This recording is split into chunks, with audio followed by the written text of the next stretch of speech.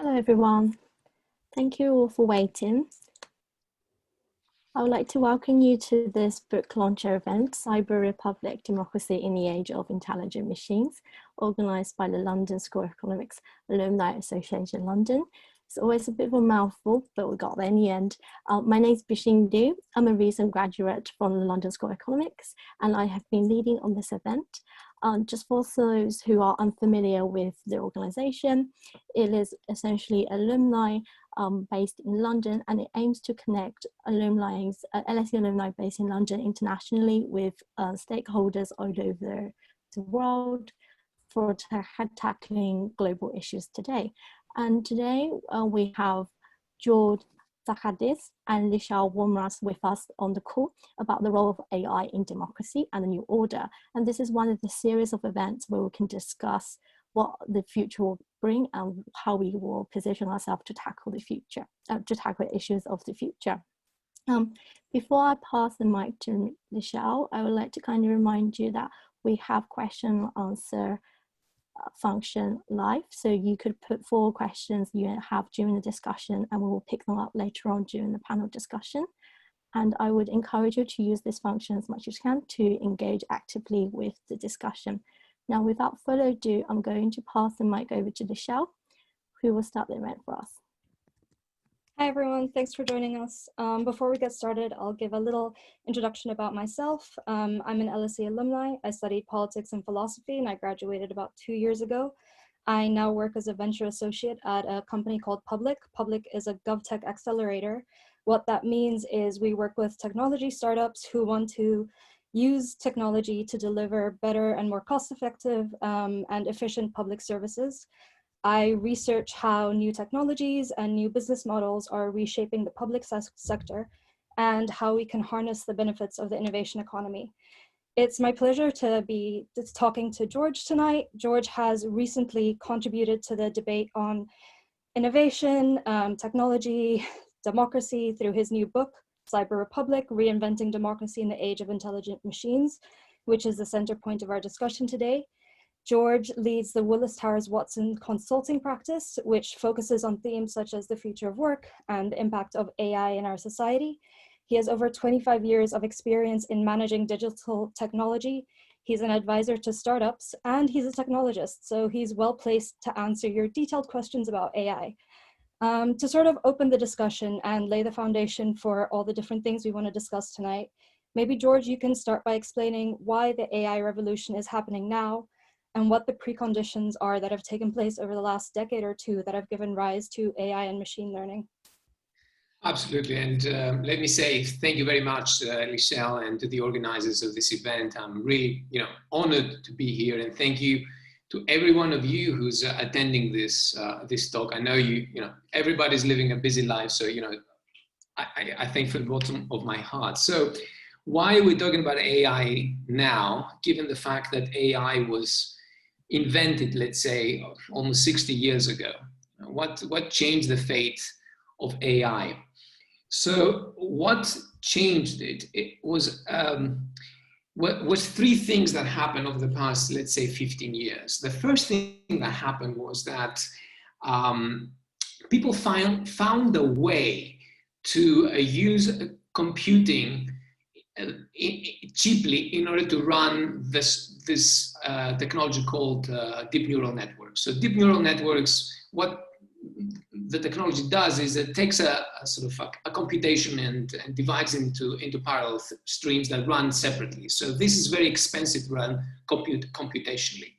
But NVIDIA, a company, discovered some chips, designed some chips called GPUs, which were used by gamers, and this technology sort of offered itself for people at university to start experimenting with that. The second thing was that there was an improvement in the way that AI algorithms in this sort of space that we call machine learning became more efficient. And finally, the other thing that happened was that there was a lot of data out there that could be used in order to train those algorithms and develop those machine learning systems. So it came about because other technologies kind of like developed enough. So they all came together for the AI revolution that we live today. And I think another important distinction when we're talking about AI is the difference between automation and autonomy. Do you mind just explaining this difference and why the former might be desirable while the latter is not? Okay, so when we think about the debate that we have around AI, much of the debate is about, is AI an existential threat to mankind, to human beings, right? We're talking about the AI singularity. What happens if we have a super intelligence that is far superior than ours? What's going to happen to us? And I think the reason why we're having this debate is because at the core, one of the core dogmas of artificial intelligence, ever since the beginning, going back 60 years, has been this idea of autonomy, i.e., we are building systems that compete with human beings, okay, that pitted against human beings. And if you see at the core milestones of AI development, they are marked by some kind of incident where the machine beats the human, whether it's, Big Blue beating Kasparov on chess, or AlphaGo beating Lee Sedol on the game of Go, and so on and so forth. And the holy grail of AI is the so-called general artificial intelligence. Now, there's a huge difference between automation and autonomy. I'd just like to make a note of that. Autonomy presupposes some kind of reasoning, some kind of free will, if you like. So we human beings are autonomous because we can make up our own minds. Automation is something completely different. Automation is bound by certain rules, and it's very specific to a specific process. Now, I think many of the problems that we have with AI, whether they are, around the existential threat that I mentioned before, or around, surveillance capitalism, or around algorithms becoming engines of exclusion or oppression, is that we are developing systems that can take decisions by themselves and continuously improve themselves. This is an element of autonomy. And I think this is something that we need to re-examine.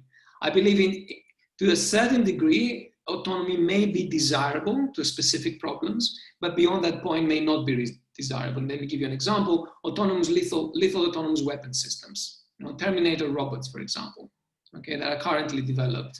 I believe this is a technology that must be stopped, very much that we stop biological weapons or chemical weapons. And we're still quite a far point from having widespread autonomous AI, but automation is already reshaping our technology, our economies, particularly with respect to the labor economy. And what we often see with new technologies is that they tend to have two effects on the labor economy. The first is the displacement effect, in which new technology replaces human labor, and the second is the compensation effect, which new technologies create jobs and opportunities which compensate for some of the jobs lost due to displacement. Do you think AI will deliver enough compensation effect to overcome displacement effect in the economy? Absolutely. This is a very crucial question, and I think there's a lot of thought from economists on this very question. Is the compensation effect big enough? i.e., will it create new ways of employment to absorb the displacement effect, and also how quickly that will happen? Okay.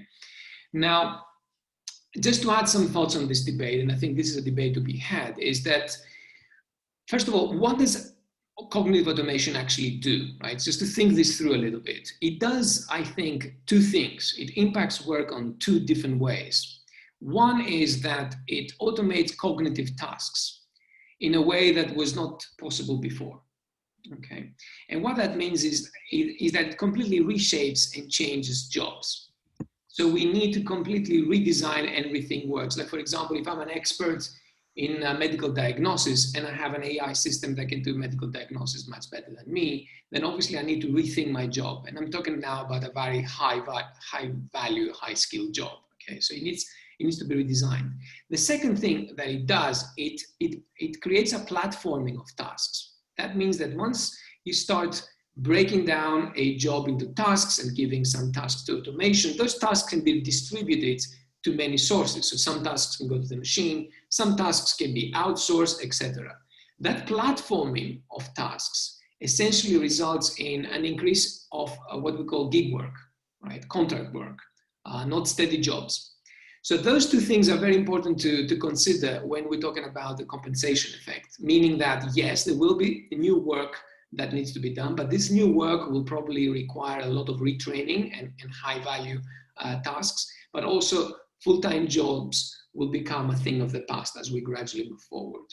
Now, the other thing that we also observe this time, which is somewhat different from the previous industrial revolutions, is this, how shall we call it, discrepancy, right? This strange phenomenon between an increase in productivity, i.e. we have economic growth and a lot of economic value is being created, but at the same time we see salaries remaining steady. So we are becoming more productive, or perhaps the economy is becoming more productive because of technology and automation, but that bounty that is created by the productivity doesn't trickle down to wages, i.e. the labor part of the economy is not enjoying the fruits of productivity. Okay, this is a productivity paradox. So there's various ways of interpreting that, I guess, but one way that I think we should start thinking about for the reason that why this has happened and why this is also alarming when you're thinking about the future is due to the core business model of the digital economy, which is all about digital platforms. Okay, so in a nutshell, what that means is successful companies, the big sort of hugely successful companies with high valuation today, Apple, Google, Facebook, Microsoft, whatever, what they are platforms, right, essentially. So what they do is they create value by leveraging network effects, people using what they have in order to innovate and build stuff on top of their platforms. So that is the business model. That business model has certain characteristics. Okay, it uses those network effects to create huge value, but that value is not distributed to the people who create the network effects. In fact, it's extracted from the platform and is funneled to a very small minority of people who are usually the investors. And that creates a lot of inequality. So in summary, the answer is yes to your question. This is a phenomenon, I think, that is very recurring in this sort of new technological disruption. But there's some special characteristics around the business model of digital platforms and also what the cognitive automation really means when it comes to work that are very novel. And given that the sort of economic benefits of the AI economy are going to be concentrated in the hands of, well, capital owners, and I'm thinking largely of the big tech companies, what should governments or what can governments do to reshare that wealth and make sure that the benefits are equally enjoyed across the economy? So far, the ideas that I'm sort of, aware of, in response to your question has been all about redistribution, right? Governments acting as a redistributor of wealth via the tax system, right? So, there was ideas like from Bill Gates, like robo-tax, or the idea of universal basic income, where essentially what we do is we extend welfare to the whole population. I think these ideas are perhaps worth discussing, but in my book, I'm trying to find other ways of actually tackling that problem, right? Ways that don't depend on government acting as a redistributor of wealth. Because I imagine, that if that is the only solution we have, i.e. to become, for the rest of, human history, generations to come, we'll just completely unemployed. And, what we're doing all day, pursuing our sports, some people will just die of boredom. I don't think, the welfare system so far has given us, hope that it can fight poverty. It usually creates, much more misery. It does not get people out of poverty. So I'm very suspicious of this redistribution ideas. So I'm thinking, okay, how can we rethink and reinvent the creation of economic value in an economy that is driven by data and algorithms and AI? Because there is something wonderful about this new technology, right? Think about it. In the old traditional sort of economy of scarcity, if you have something of value, then it's either you have it or me have it, but we can't have it. We can't both have the same thing, right? It's a winner takes all, and that's what we see today in the winner takes all scenario, right? We see a fierce competition between big technology companies, for example, to get a lot of land grab, to own the market. Monopolistic sort of, classic monopolistic sort of models economic development. But with data, what is amazing about the data is that once you start combining data, their value increases. So data, if we're talking about the future economy of data, intrinsically they have this, they call for collaboration, right? So that gives me hope, and I'm examining this idea in the book in more detail and giving practical examples. How can we leverage that promise of abundance in order to completely reinvent the economy and not having to have the government tax the rich or give us a little bit of universal basic income so we can play video games all day? And I think the premise of how you imagine this new economy rests a lot on the use of data trusts. Do you mind explaining what data trusts are and how they factor into that picture? So one of the ideas is indeed data trust. There's a couple of more ideas perhaps we can discuss. So what is a data trust? A data trust is a legal construct that collects data from data providers and is administered by people, the trustees, who have fiduciary responsibility to the data providers. So essentially what the data trust does, it completely changes the power asymmetry that exists right now between data providers and data consumers. Okay, between, let's say, us, citizens, or whether we're patients or whatever guys you can think of, how our data is being accessed, collected, and used. So that's in a nutshell what a data trust is and does. Okay. Now, there are at least three interesting things about data trusts. Okay, when we look into the future, the first thing is that they solve this tension between utility and privacy. That is very at the core of the big debate around data. Okay, because by having a data trust, the data trust protects the privacy of the data within the data trust, but gives access to the data to whomever wants to use them in order to extract economic utility. So if I'm a startup and I'm looking for data, then I can go to the data trust and get the data I need. Secondly, which is very important, connected to what I say, it accelerates innovation. This is very important, particularly if you think about how we in the West, where we must protect citizen privacy, the privacy of data. This is one of the core sort of values, if you like, of liberal democracy and our philosophy. Compare that to what happens to other places in the world, like for example in communist China, where data ethics, AI ethics, and data privacy and all that, they don't even come into, nobody's ever, don't even care about that. So we are obviously at a disadvantage when it comes to developing AI, innovating AI, when we don't have data because of privacy. So data trust can solve that problem, and improving innovation. And thirdly, back to the point we discussed before, Michelle, is it's an opportunity for this data trust to provide income for the future. So, for example, imagine citizens of in a smart city, okay, in London, right, and having a data trust of London that collects and ensures the privacy of the data that we produce as we move around the city, as we interact with each other, all that data that is so useful and so important for any company to start developing services and new products around smart cities, okay? So those companies will tap into this data through the data trust, through an agreement with the data trust. They will create some economic value, and some of the economic value, of course, will go back to the data trust, i.e. to all of us who are shareholders or in the data trust. So that's another way of sharing the bounty. And just to put a figure on this so people understand, in terms of dollars, what that means. Example, so very recently, American Airlines wanted to tap into a government loan in the US for, I think, if memory serves, around $4.7 billion, a government loan, because of the crisis. As you know, the aviation industry is in terrible crisis. So the collateral that they used in order to access that loan was the loyalty programs that they have in American Airlines, i.e. a database of the people that flew American Airlines. Yeah, and the valuation for that database was around 18 to maybe 30 billion US dollars, right? So we're talking about massive amount of money here that can be used as a way to monetize and fund the future economy. And as you said, like data trusts only form one part of the bigger puzzle or picture you outline. And before we move on to those other parts, I just sort of like to pose a practical question, which is that a lot of the really high quality, valuable data in the economy is currently owned by large private companies.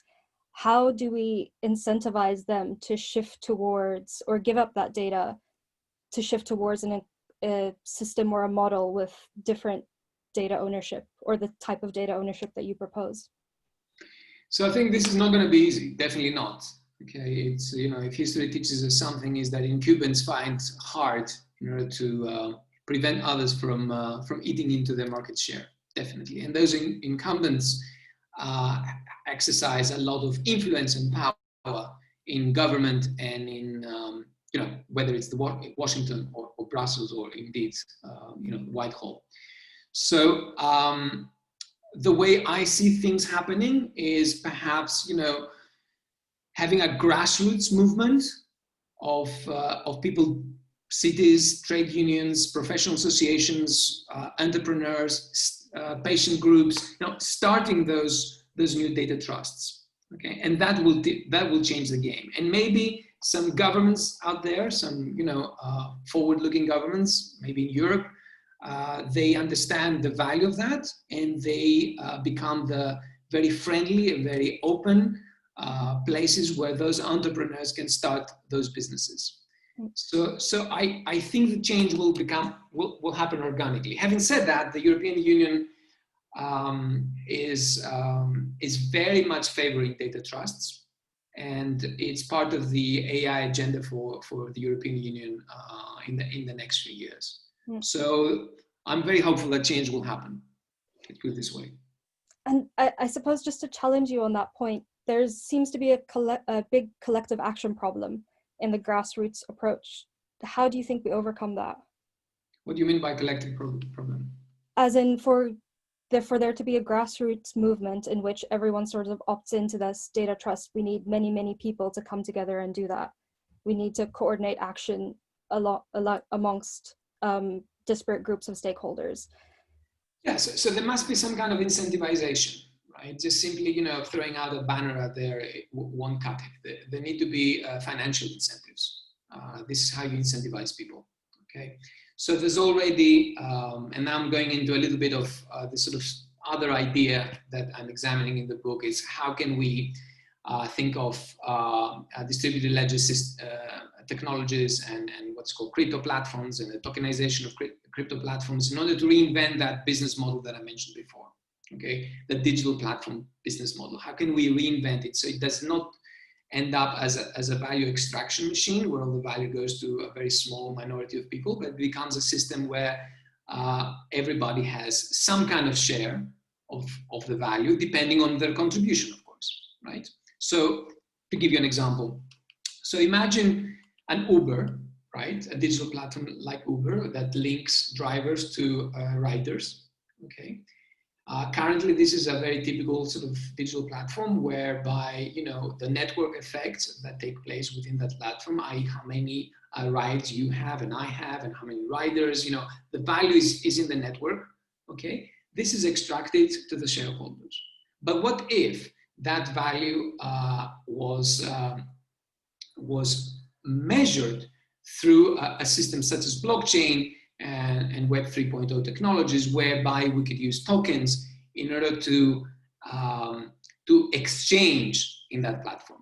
So this whole sort of thing is called crypto economics. Is imagine having a platform with their own currency, which is both a means to store value, but also a means of exchange.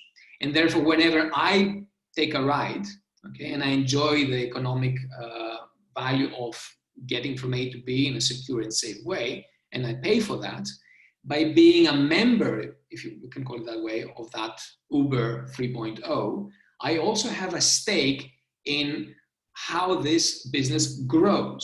So imagine, you know, very simply, a mutually owned company that is tokenized, okay? So we use technology in order to extract the friction from how we can spread the ownership of those digital platforms to the people who use them, in other words, right? So that's another model of thinking about the future. And coming back to one of the central themes and topics in your book, which is that we're facing a crisis of trust in liberal democracy.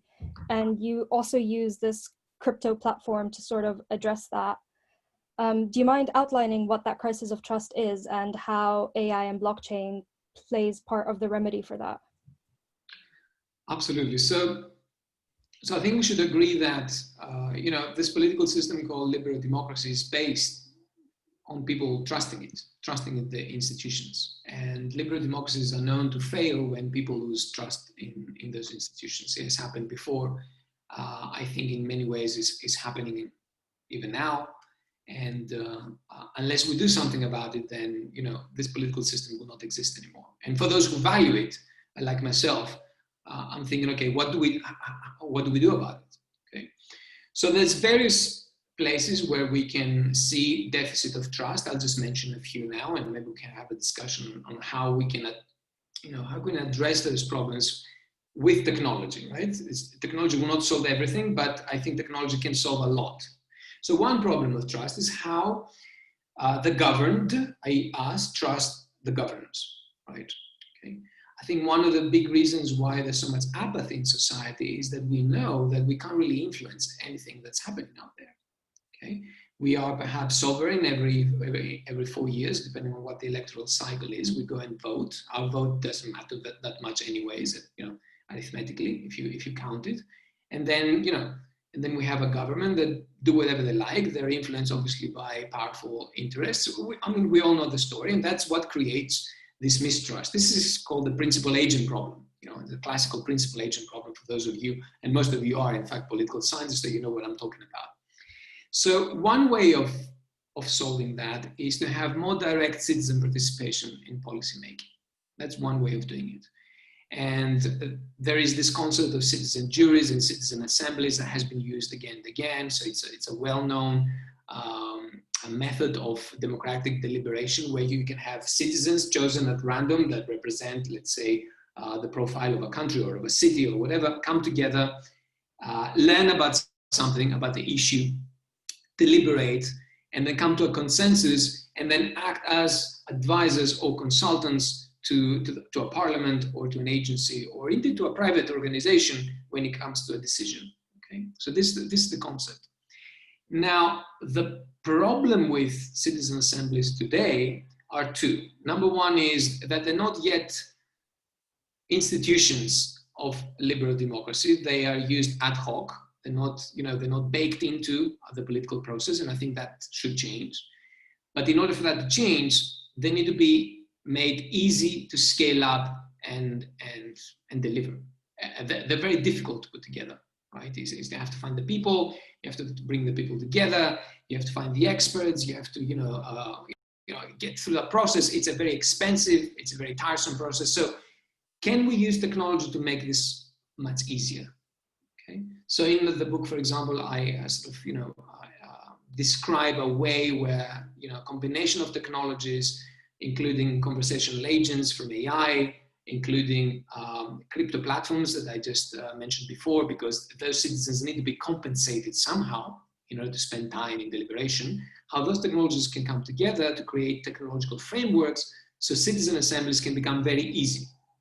So once they become very easy, then they can play a very important role in how we manage our societies. And I think that will very much enforce the trust that we have to our institutions, because we're going to be part of those institutions. We're not going to be just observers of those institutions. We'll become actors in those institutions. And to sort of place that concept within the global climate today, how would a citizen assembly take decisions on things such as the COVID-19 pandemic or, global collective issues such as the climate crisis? Okay, so I'm not in favor of citizen assemblies taking decisions. I'm more in favor of citizen assemblies being used as proxies of us citizens finding consensus around issues. Okay, that if we achieve that, that will solve a huge problem of polarization that we have here today. Okay, Aristotle said that the danger for democracies is rage. Okay, when people are polarized, people don't listen to each other, people when shouting at each other, this is the end of democracy. Right? Democracy requires not that we change our beliefs, requires us to sit down and listen. We have to engage reason, okay, not instinct. And that can only happen if people come together in a quiet place and have equality of voice and decency and respect, and under those circumstances trying to find common ground. Okay, so I think that's the most valuable thing around citizen assemblies. And I think that can go a long way. I mean, there's lots of examples. I can mention, what happened in Ireland in the 2018 referendum, where they used the citizen assembly in order to discuss very polarizing issues around abortion and gay rights, for example, right? Where the Irish society was very polarized around those issues. That citizen assembly worked wonders because it gave people a way to listen to each other and come to a very common sense decision. Okay, and that reflected on the Irish referendum in 2018 and the constitutional change that Ireland did. So, there's huge power in that, but they don't have to decide. It's not necessary. I think we should retain the representational system of government that we have. It's there for a reason, for a purpose.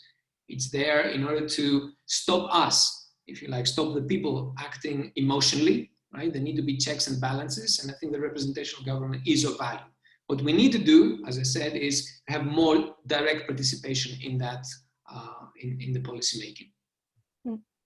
And one of the key barriers to more direct participation is the knowledge asymmetry, which the problem is roughly that most of the information we need to make decisions about, or not decisions, but form an opinion about big topics sits largely with experts. And the time and investment it takes for the average person to gain that knowledge is substantial, given that we have so many other priorities in life. Do you see technology playing a role in overcoming that issue? Oh, absolutely, and it has to. So the argument here is that, the issues that we are faced with in society are so complex that you need experts in order to help us solve them. And usually those experts sit in academia or in business and they advise governments, right? So there's a conversation about solving the problems of the world between politicians and experts. But usually what you have from that is very few problems are being solved, okay? Because everybody has, the reason for that is everybody has their own agenda in this conversation, right? And let me give you an example. A very obvious example is how governments tackled the pandemic, okay? And where you had, a panel of experts, epidemiologists, economists, whatever, politicians, everybody having their own opinion, the government trying to synthesize. But when you look at what the people want, nobody asks the people what they want, okay? And what the people want is obvious by their behavior. Wouldn't it be better, therefore, to have experts and non-experts together thinking this through? And that's where the value of the non-expert is. I think the value of non-expert is completely underrated right now in the political decision making, because we are all non-experts, right? I'm an engineer. I know very well how to design systems, but I'm a non-expert when it comes to COVID-19. I know nothing about that, okay? All right, so we're all non-experts. Now, if I was to, let's say, participate in a citizen assembly about COVID-19, okay, where we bring together people as non-experts as I am together to discuss a thing that is, people who are at university studied for the last 30 years, okay? How can we bridge that knowledge asymmetry, right? The first thing I need to say is that we don't have to become an expert in order to discuss something like that. The only thing you need to do is understand what are the facts, if any, and what are the different opinions about that. That's the only thing you need to do. And I think technology can help us do that, right? If that is the goal of technology, we can build those. And in the book, I'm describing ways of doing that. That's the only thing you do. After that, what happens with non-experts is a conversation about common sense and common ground. And that's what happened with the Citizen Assembly in Ireland and in the Citizen Assembly that I was involved in, where 140 citizens from various countries around Europe who knew nothing about neuroscience discussed the research framework for neuroscience and neurotechnologies. Okay. And before we open it up to questions from the audience, I'd like to segue into another topic that most of us maybe don't know that much about, which is the space economy. I know it's a particular interest of mine and of yours as well. So the space sector has traditionally been the preserve of national governments, with space exploration being publicly funded. However, in the last few years, we've seen a shift towards a commercial space economy fueled by decreasing cost of satellite technologies. And also, innovation is largely driven by high net worth individuals who have taken a particular interest in space. How do you think the techno-feudalism might impact space exploration and colonization? So yeah, so here's what the argument from the private sector is that we're going to follow the playbook that has been followed in the past, and it's a good playbook that says, you know, we're going to invest in those breakthrough technologies. We're going to invite people who have enough money to buy into the services that are produced from those breakthrough technologies. And as we move forward, this virtuous cycle will make the prices drop so they can be affordable by others, namely a democratization, right? And we've seen that playing out throughout history. Okay, so you know, the average person today, I would say, in the Western world, enjoys things that will make the kings of medieval times, like, you know, feel very poor. Okay, so this is a democratization of means and wealth. Now, the question I have, however, is that is there a way to accelerate that and get more people involved into this journey? So, for instance, you know, Elon Musk has this vision, taking colonies to Mars. You know, $100,000 sort of one-way ticket. You know, I don't believe personally that such thing can happen or will happen, and we can have a discussion about that. But other more interesting things can happen, like, for example, how we, you know, exploit asteroids, how we, you know, protect Earth with satellites, how we monitor Earth. You know, there's so much stuff out there with space technologies where each and every one of us can have a stake. And if we talk about space colonization, something that needs maybe 3, 4, or even 5 generations into the future, why should we invest in something that we're never going to see the fruits of? So in the book, I'm sort of, you know, discussing again, can we use this concept, this very powerful, in my opinion, concept from crypto platforms, Web 3.0 technologies, where we fractionalize future income. Essentially, we create options, right, for the future, or digital assets for the future, and create exchanges about the future now, so we can create the financial preconditions for more democratization of space. So we're all involved in that, if you like, rather than just a few. And a complete curveball question, and a big one. What political system do you think would be appropriate for a space colony? Oh, that is a very interesting question. You see, the best political system is always democracy, because this is a system that is more resilient than any other. Okay, but there is a caveat. Democracy takes a long time to come to a decision. It's a long process. You know, non-democratic systems can be more efficient. They're less innovative, but more efficient. So it's a trade-off between innovation and efficiency. But if there was a way we can make democracies more efficient in decision-making, then I think that would be the best possible political system for space colonies, because the problem with space is that it's very hostile to life. Okay, and if you take the wrong decision, it can be fatal. It can be catastrophic. So, you know, space colonists will have to take the right decisions every time, because their survival will depend on it. And do you have any ideas for how we make democratic decision-making more efficient? Well, one way is to use, again, artificial intelligence technology, but in a different way. Change the goals of AI. Right now, you know, the most successful AI is built around companies such as Google and Facebook and others, who are, in fact, advertising companies. Okay, so the goal of those algorithms is to influence you into essentially either buy something or spend a lot of time on the platform. That's the goal of the technology. Okay, and because of that, we have all this collateral damage when it comes to democracies, echo chambers, etc., etc. But that's because the business model of those companies is an advertising business model. That doesn't mean that AI can't be repurposed for something different. Okay, so think, for example, AI systems that are built around networks, around communities even. Okay, so say, for example, we are a community of people, maybe we are on Mars, maybe we are, I don't know, wherever, and we need to make decisions very quickly. What sort of systems can we design where AI helps us to very quickly reach those decisions? Okay, so that's the kind of things, that's the kind of challenges, I guess, that interesting challenges that we should think about. Mm. And I suppose a lot of those challenges are facing the public sector as well, right? If we could harness AI to make better decisions in these contexts, life might look a bit differently. And I think that leads quite well to the first question we have from the audience, which is, governments and legislation often fall behind the curve in understanding this new technology and its impact on the future of work and society. What do you advise governments to do in order to get up to speed and get with the program? Oh, absolutely. Yes, so governments don't just do that. Governments also have a tendency of either raising barriers to new entrants and essentially protecting incumbents. For example, a lot of compliance, a lot of regulation around data. The end result is that you don't have innovation because less capitalized startups don't have the money, don't have the expertise in order to deal with regulation and compliance. Okay, so I think enlightened governments, what they do is they simplify.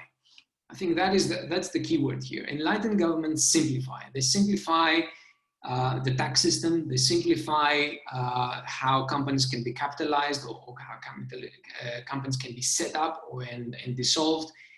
And you can see that in small countries rather than in big countries. So I think big countries should take a few leads from the playbook of small countries. I'm thinking of Estonia and others who are very successful in creating innovation ecosystems by simplifying. Okay, and I think that's key here. That's key, simplification.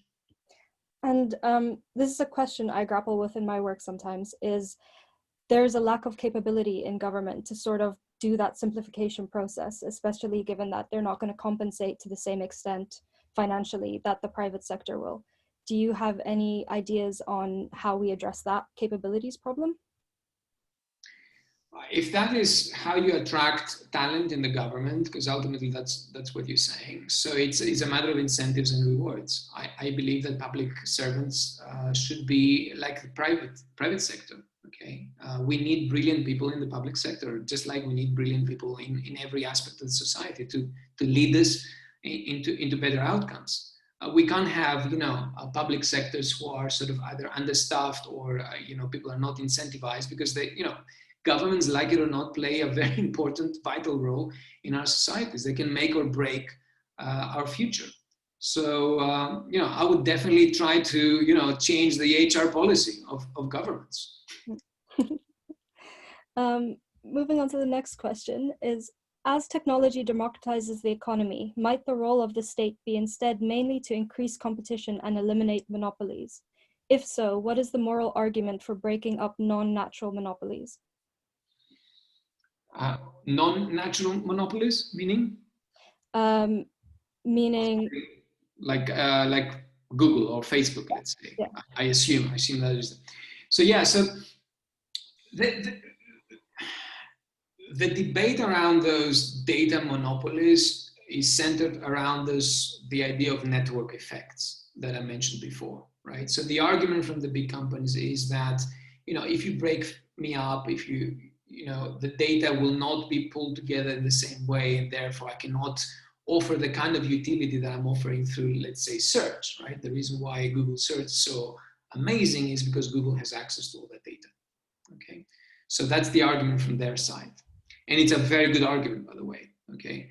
But if you don't do that, then you have those monopolies. So what do we do? How do we break this impasse? So one idea is, again, going back to this argument about data trusts, to imagine a network of data trust, data pools, okay, where the data is, of course, available, okay, even to Google, okay, to create its search. But the value from using the search in order to make more money through its advertising model when it comes, let's say, to Google, or using the data to develop some other application when it comes to some other company, I don't care what, returns to the data providers. I think that is the key here.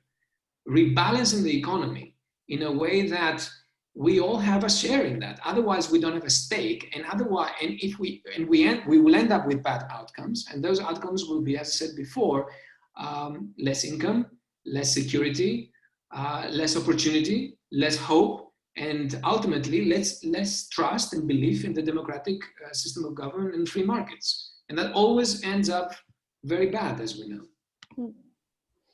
And coming back to the idea of the citizen assembly, there's a question here. How do you envision citizen assemblies could have been used in the response to the coronavirus pandemic? Can citizen assemblies be used in a time of crisis?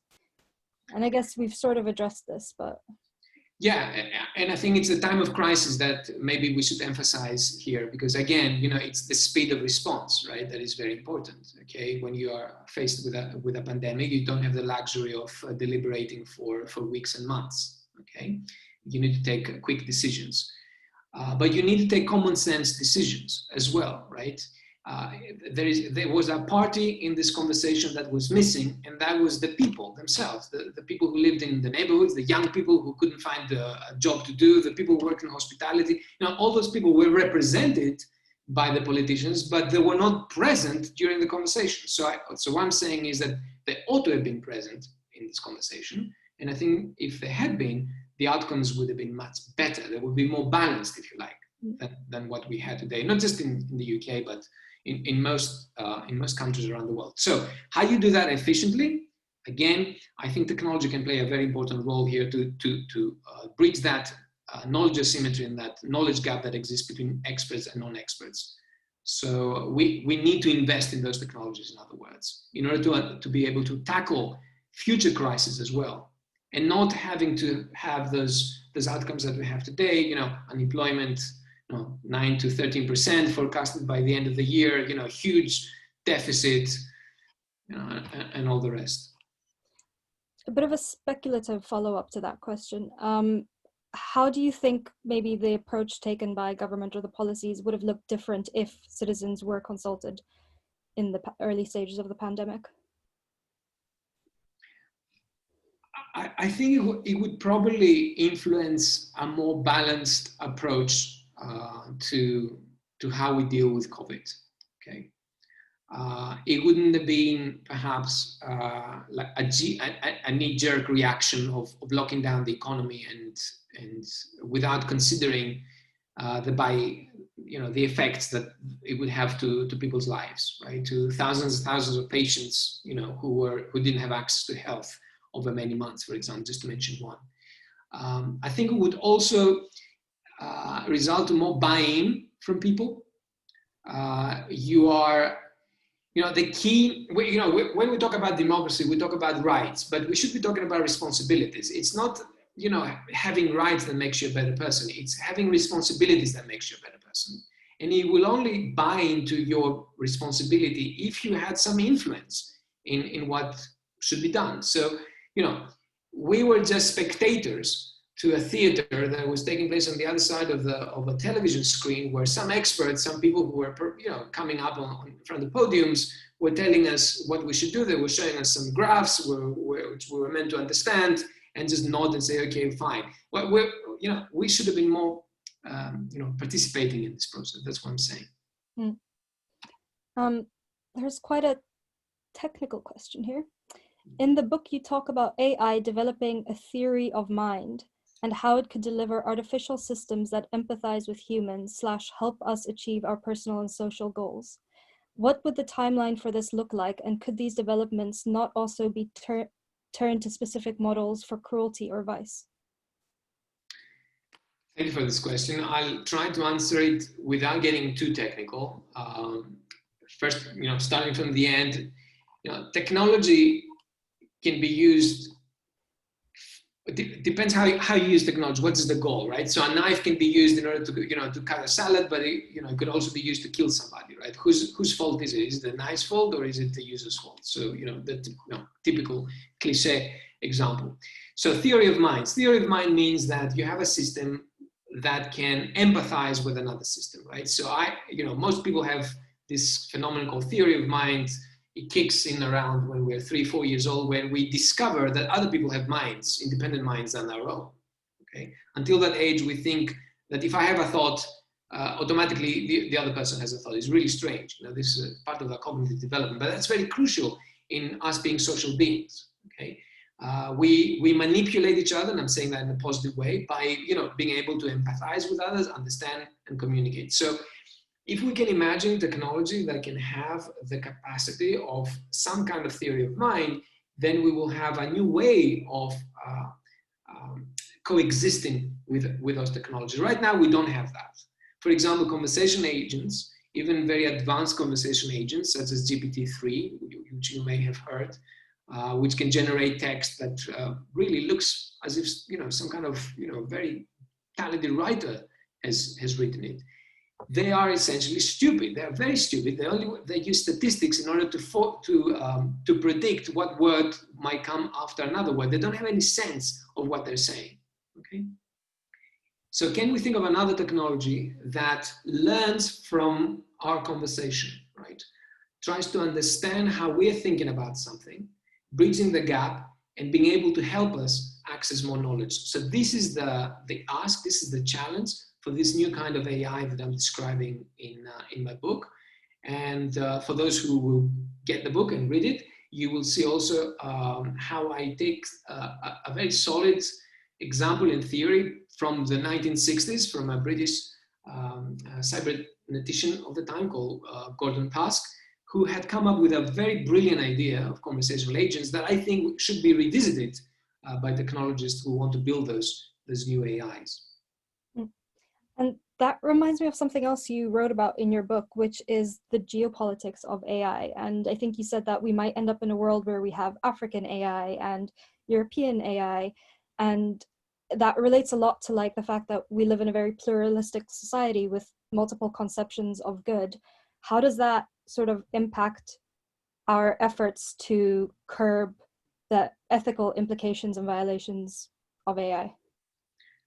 Okay, so let me try to address this question by separating in two different questions, if I may. One is around the question of ethics, and the other one around the question of geopolitics.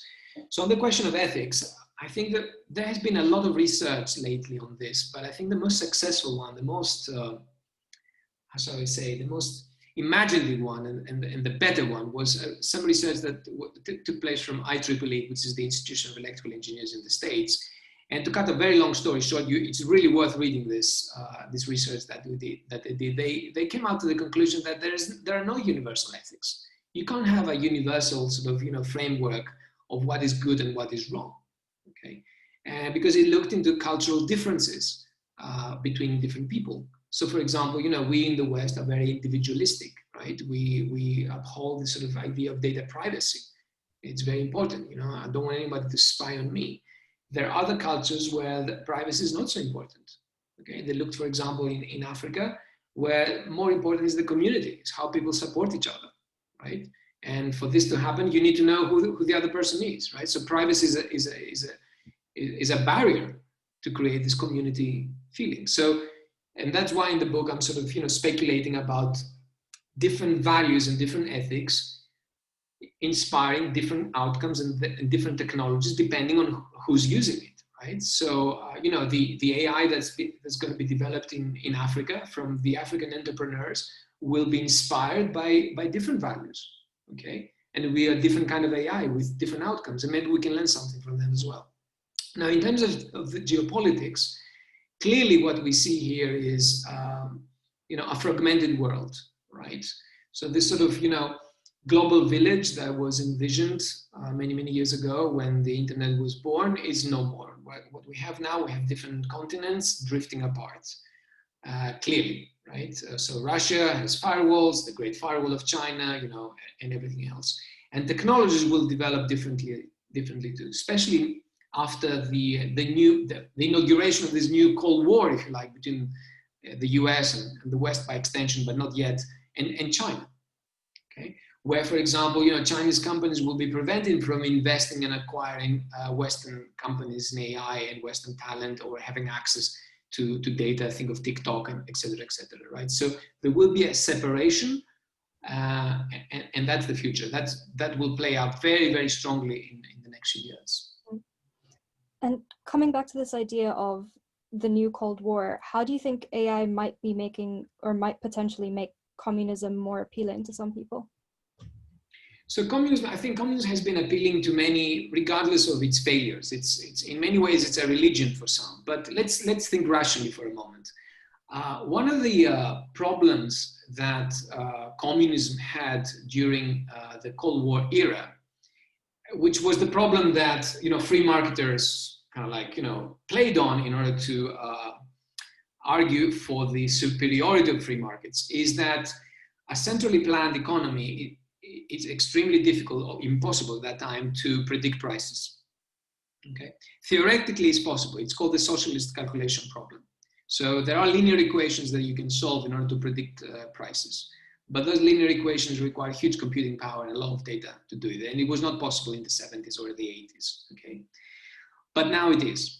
So one of the, and in the book, again, I'm sort of mentioning some economics paper from Chinese economists that are very influential in the power corridors of Beijing, how they're thinking about AI and supercomputers as a way of solving the socialistic calculation problem, and having a central government essentially controlling the economy in an efficient way.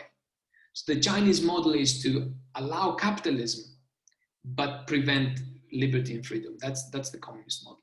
Okay. So from a technological point of view, there is a way of making communism successful economically, but that doesn't mean that communism is not a totalitarian regime like Nazism or fascism, because again, you have an elite controlling the economy, the whole society. Okay. So for some people, I agree with you, something like communist China or other countries perhaps that emulate the same example, i.e. having an automated government, using algorithms to predict what people want. They don't have to vote. That's why the social credit system in China is not just for citizen surveillance, but because they need that data in order to understand what people want and be able to react. Okay, it might be good for some people to live in that society. It's definitely not good for me. So I think it has to do with your character as well. There's a little bit of reason, a little bit of character. We've got an audience question which follows quite nicely from that. Whilst communitarian countries envisioned unleashing the potential of AI for overcoming the socialist calculation problem, what opportunities or utopian visions can AI provide for liberal democracies? Absolutely. This is a very good question. Okay, so let me answer it this way. I think that the opportunity for democracies is to create virtuous people. That's the opportunity for democracy. That's why you should buy into democracy, as opposed to authoritarianism. Authoritarianism infantilizes people, makes them dependent. Authoritarianism doesn't want people to be virtuous, right? So what is virtue? Virtue is to do something without anyone asking you to do, right? Help someone in the streets without being obliged to do it. That's what virtue is. That's how virtue manifests. And I think that should be the utopian vision for democracies. How can we become wise men and women, okay, that care for each other without anyone having to tell us to do so? I think that should be the goal. And could you just lay out exactly how AI plays into that or enables that? So going back to the conversation we had before, by solving the problem of trust, for example, right?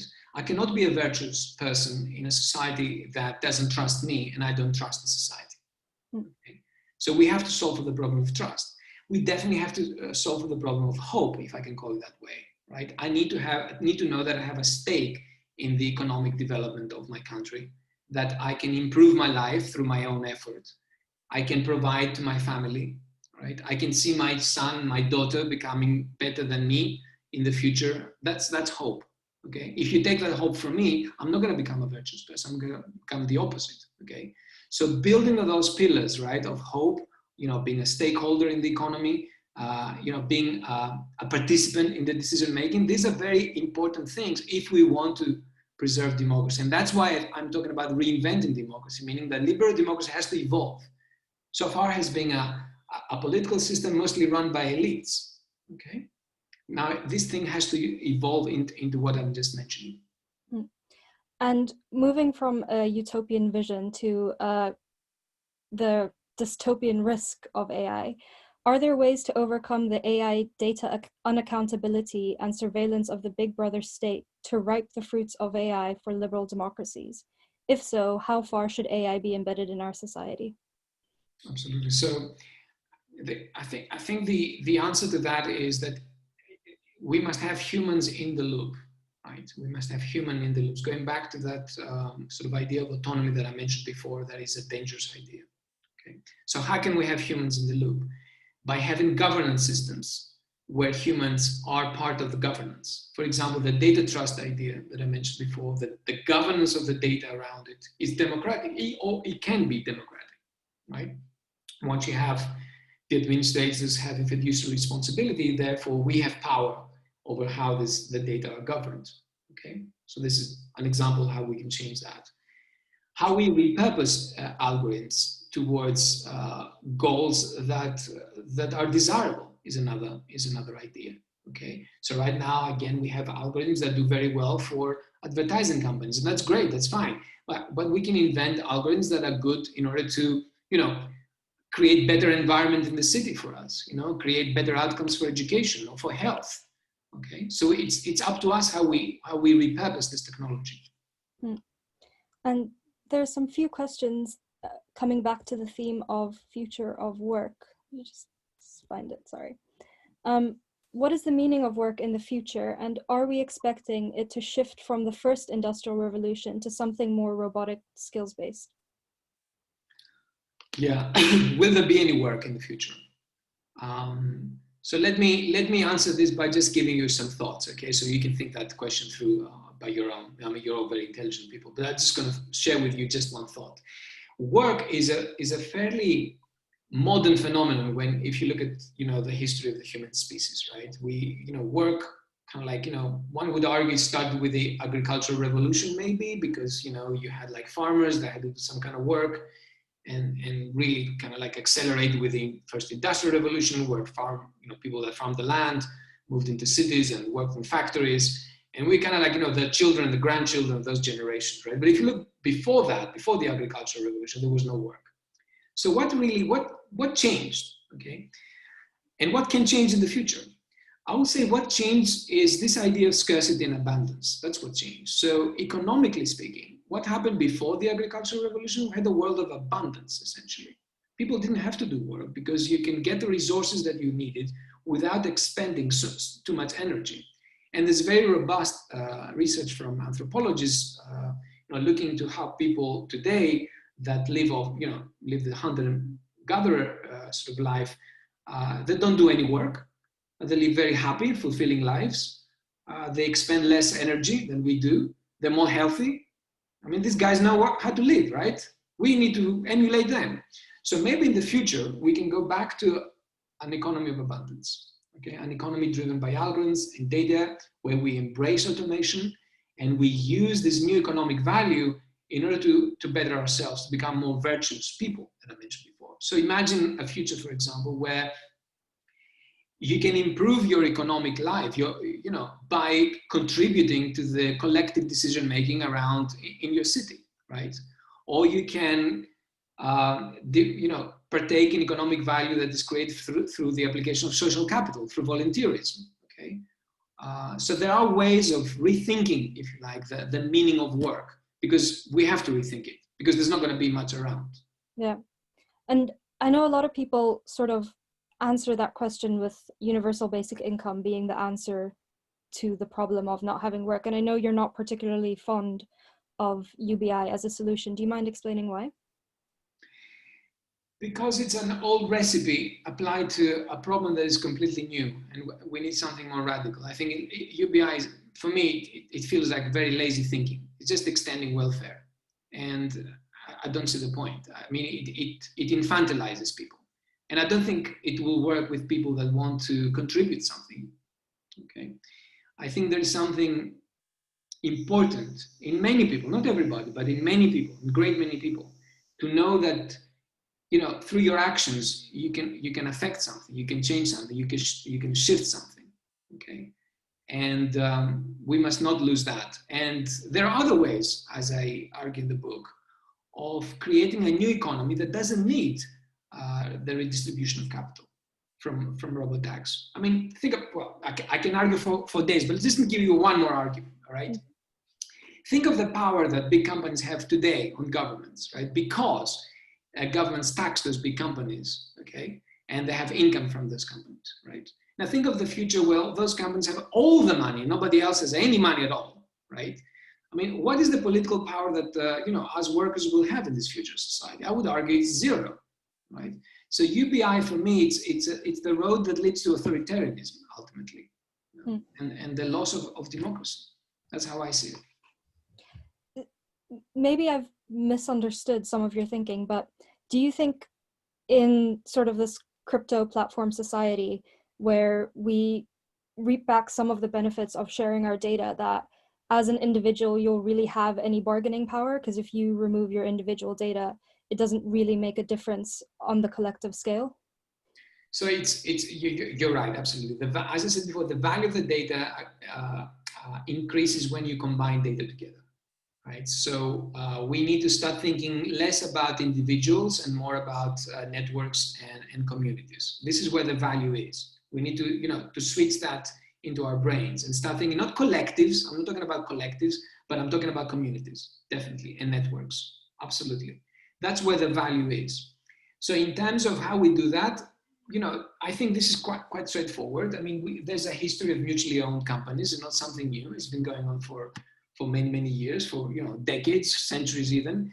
And some of those mutual ownership companies are very successful. They have turnovers of billions of dollars, right? So what I'm saying is take this model and put it on steroids. And the steroids are tokens and blockchain, and use that new model in order to reinvent digital platforms. That's what you need to do. Okay. So if, for example, I am insured by company XYZ, that is a digital platform, it's an insurtech digital platform, and I'm insured in them, I also become an owner of some fraction of that company's value. It's very straightforward, but that makes a huge impact for the future. And blockchain isn't necessarily without its issues and problems, and it's quite prone to hacking. How do you think we overcome, and maybe that is just a technical question, but what happens, say, in such a society where a blockchain gets hacked, or I know they can split, how do we resolve those types of situations? Absolutely. So I think there are two categories of problems with blockchain. One is all those technical issues that you mentioned, and I believe these are engineering questions, and there's a lot of innovation happening right now. Lots of bright minds, much cleverer than me, are thinking these through. Like, for example, how we can, the blockchain, Bitcoin is based on a technology that requires a lot of energy, okay, which is quite detrimental to the environment. So this is not the way we want to go forward with a technology such as this. So there's other ways of actually, ensuring transparency and chain of custody in a blockchain. So I think all those things can be grouped around as an engineering problem that, in my opinion, will be solved or has been partly solved. The other arguments against blockchain is that they somehow magically replace human trust with mathematics, okay? And to a certain extent, this is true. You don't need a third party in order to attest to a transaction between two other parties. Yes, of course, they remove essentially a third party from a transaction, that they do. But they don't eliminate the importance of human trust. Why? Because humans build the blockchains, humans maintain the blockchains, etc., etc. So I think there's some valid arguments, ontological arguments, let's call them that way, but the technical arguments, I think they're solvable and they will be solved. And you might have covered this already, perhaps not explicitly, but you talk about entailment mesh in the book. And I'll be perfectly honest when I say I don't actually understand what entailment mesh is. And if you mind explaining that. Sure. So that goes back to this person that I mentioned, Gordon Pask. who was a scientist in the 1960s and 70s in the UK. He was a brilliant scientist. He came up with several, very interesting ideas and a theory that he called conversation theory. And what he tried to do, what many people were trying to do then is find a way to represent knowledge. How can we represent knowledge? Right? How can we capture knowledge? What is the meaning of knowledge? How can we capture it?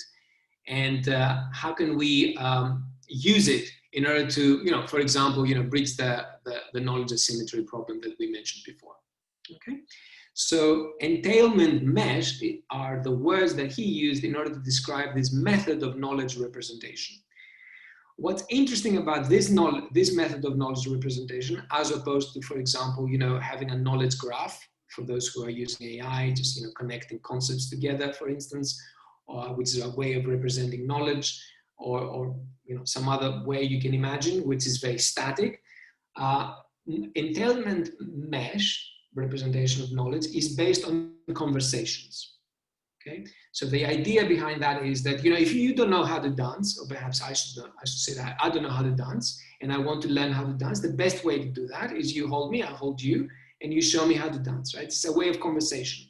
So that kind of way of learning from each other is imprinted on that thing. You can call it anything you like, but that thing called entailment mesh. So that's a very high level description of it, but that's what it is. That's the nature of it. But it's a very interesting idea if you want to develop new ways of, new forms of conversational AI. Not the machine learning AI that GPT-3 is using, not the sort of, tree-like chatbots that are very simple, but a completely different kind of AI that is approaching this concept of theory of mind that we mentioned before. George, I must say it's absolutely wonderful to speak to someone about AI who really understands the details and can explain these things. It's not common, unfortunately. We have quite an interesting question for you. What are some of the experiences and things that you have read in researching the book that have challenged your faith in the value of the liberal democratic process? Lots of it. I think in the beginning, because I'm not a political scientist, so I had to read a lot of political science. One thing that was revealing to me was, as I was reading, books from some sort of liberal thinkers, was how much they despise the people. That was very shocking to me. I didn't realize that was part of the liberal democracy. Now I do, but at that time I thought that, it was something different. But I think that is baked in the whole concept of the modern liberal democracy, that the people should be, put as far away from decision making as possible. Okay. Interestingly, just to give you an example, not from the UK but from France, Macron had all those issues a few years back. If you remember, everybody was in the streets of Paris burning tires. So he kind of thought, okay, maybe I should be talking to the people. Maybe I should come down from the, from the heights of the Champs-Élysées and speak to Les Miserables down there. So he envisioned this thing called the Grand Débat. Okay, I don't know if you follow the French politics, but it's really interesting. So he set up citizen assemblies, right, to have a conversation with the people. But because of that instinctive mistrust for the people, the citizen assemblies were half-baked, okay? So instead, for example, making an effort to standardize the selection process so that you have, people represented in the citizen assemblies from all walks of life, they were self-selected, which meant that they ended up with mostly white, middle-class, educated people, right? Okay, not representative of the wider society, obviously, right? And then the second thing that they did was, they had 7 wise men, and I mean men, assess the outcome of the citizen assemblies and decide if it was interesting or not. Okay, so it was all those things that I was really, really challenged with, as you can imagine. And I'm wondering, just thinking about that, do you think a diverse range of people would be equally motivated or willing to participate in citizen assemblies, or are there some that might be naturally distrustful towards such a structure? So there's, all kinds of people out there. I can speak from my own experience, having been a facilitator of this sort of pan-European citizen assembly that I alluded before, that included around 150 people from 9 different countries, which were selected, randomly.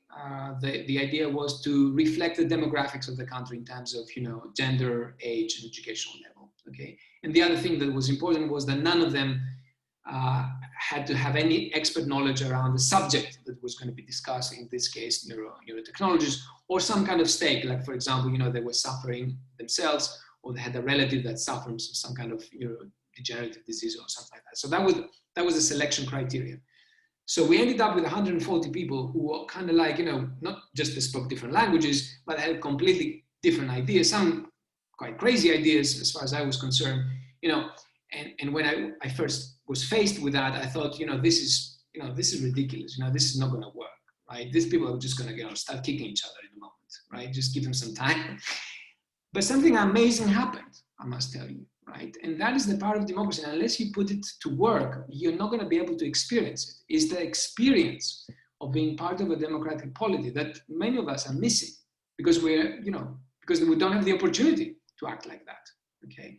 And what was incredible to me, and I'm describing this in the book because it changed me, transformed me personally, was that, people that, it didn't matter what was your education or your background. It was completely irrelevant to how those people behaved in terms of the maturity, going back to this idea of virtue that I mentioned before. And that's my big proof point when I'm sort of advocating in favor of a democracy that is more open and more participatory. It changes people. It really changes people. It makes them better. I became a better person, and I think all 140 people and the other people involved in that became much better after that experience. I think what I like about your view on citizen assemblies is that it also almost redefines what it means to be an expert, because I think we think of an expert as someone who knows a lot in an objective sense, but we're all experts of our own experiences, and I think that's very often undervalued. And this is to the detriment of society, because the big challenges that we have as society are mostly ethical and moral questions, right? These are the hard questions, okay? What shall we do? What should we sacrifice in order to get A, okay? You can't have a free lunch, right? And that sacrifice is an ethical and moral question and cannot be answered by an expert, not even a philosopher, right? It needs people to come together and discuss that and come to an agreement. Okay, we will have to sacrifice something, right? We can't have it all, okay? Yeah. And the last question before we wrap up, you've talked a bit about the philosophers that you found discouraging, but who are your personal heroes or role models?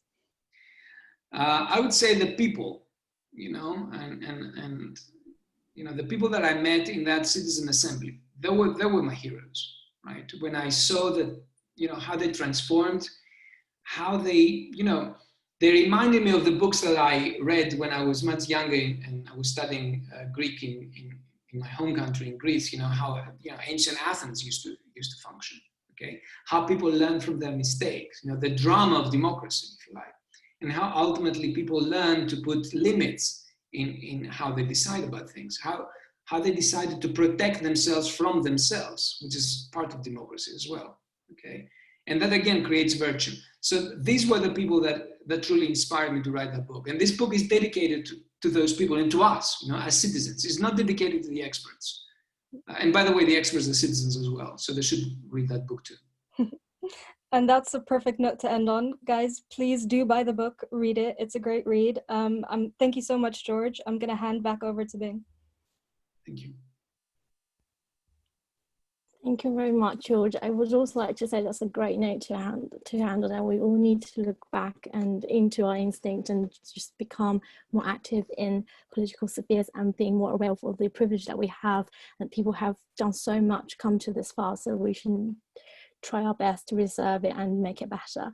And on that note, I would like to also thank Michelle for taking through us tonight and speaking with George and going through the conversation with him about the book and also unpacking his idea.